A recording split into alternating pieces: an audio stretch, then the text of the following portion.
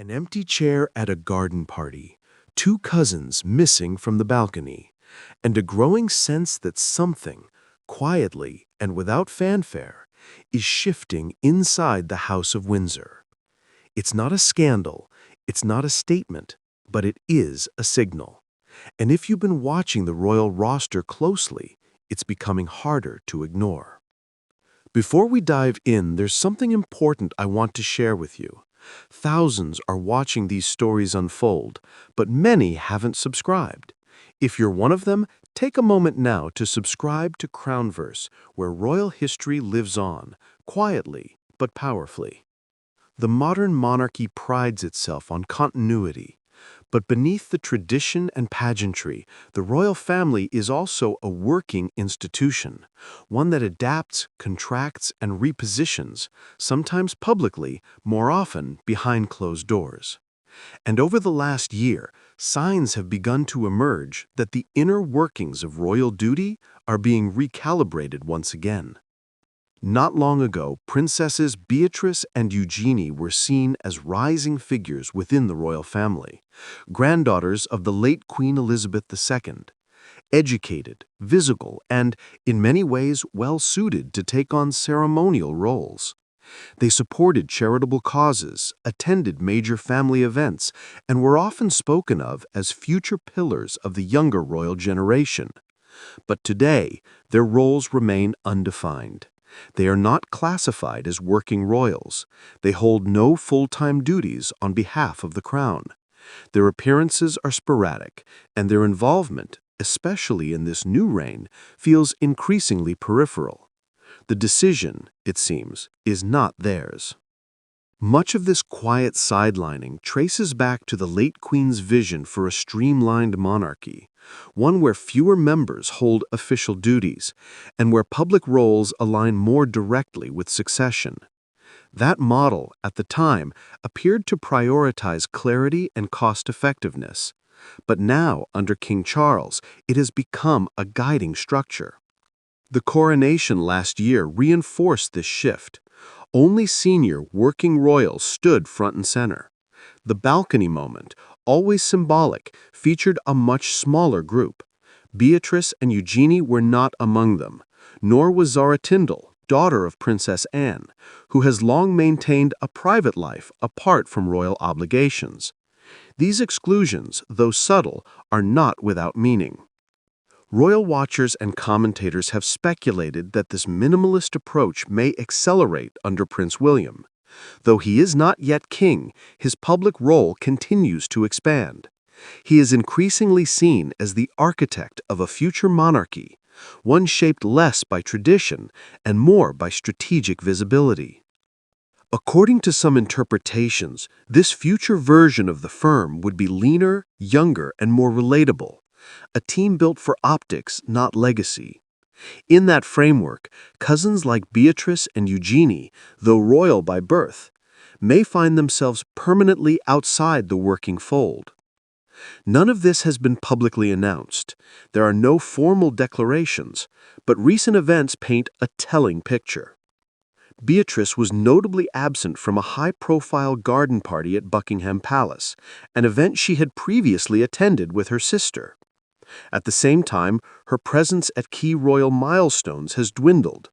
Eugenie, while still active in charitable spheres, has also appeared less frequently in official settings. Her growing family and residence outside the UK have contributed to this distance, but the message remains the same. Royal by blood does not guarantee royal by role. The quiet tension here lies in contrast. Both women have expressed a willingness to serve. In the past, they've spoken warmly about their grandmother's legacy, about their pride in representing the family. But duty in the modern monarchy is not just a matter of desire. It is a matter of optics, of structure, of need. And perhaps above all, of control. Prince William, as heir, is known for his disciplined approach to public life. He is selective in appearances, cautious with statements, and increasingly involved in royal planning. If he is indeed steering a more focused royal machine, the inclusion of non-working cousins may be seen as clutter rather than cohesion. This theory has gained traction in recent months, especially as coverage of Beatrice and Eugenie has tilted toward their personal lives rather than public contributions. Royal engagements are no longer shared tasks across the extended family. They are reserved for the inner circle, the king, the queen, the prince and princess of Wales, the duke and duchess of Edinburgh, and a few trusted senior figures. The cousins, once seen as part of that structure, are now orbiting around it. The same applies to Zara Tindall. Though never titled, Zara has long enjoyed a close relationship with senior royals. Her presence at events is frequent, but always informal. She is not listed on the royal website. She carries out no official duties. Her life is largely private. And yet, like Beatrice and Eugenie, her place in the public imagination remains firmly tied to the crown. This dissonance between perception and structure is at the heart of the current shift. The public may see them as royals, but the palace sees them as family, not function. What complicates this further is the question of need. As the working royal pool shrinks, so does its capacity. Fewer royals mean fewer engagements, fewer patronages, less visibility. The burden on senior members increases. And in that context, excluding willing figures like Beatrice and Eugenie becomes harder to defend, especially as calls grow for the monarchy to remain present and connected across the UK. Some believe this tension may lead to a reversal, that as schedules tighten and public appetite shifts, the cousins may be quietly invited back into more active roles. Others argue that the current model is intentional, that Charles and William are united in their vision for a tightly controlled public family. What remains undeniable is the optics. Every appearance or absence tells a story. Every balcony shot, every official portrait, every guest list. And for now, that story seems to be one of containment, not expansion. There are no villains in this narrative, no betrayals, no explosive exits, just a slow rebalancing of visibility and responsibility. A subtle move away from the traditional idea of the royal family as a wide-reaching institution, and toward a more defined executive group. For Beatrice and Eugenie, the emotional weight of this cannot be ignored. They were raised inside the institution. Their father, Prince Andrew, once stood at the heart of royal life. Their grandmother was the queen. Their childhood was shaped by state occasions, public appearances, and the unspoken assumption that they too would serve one day.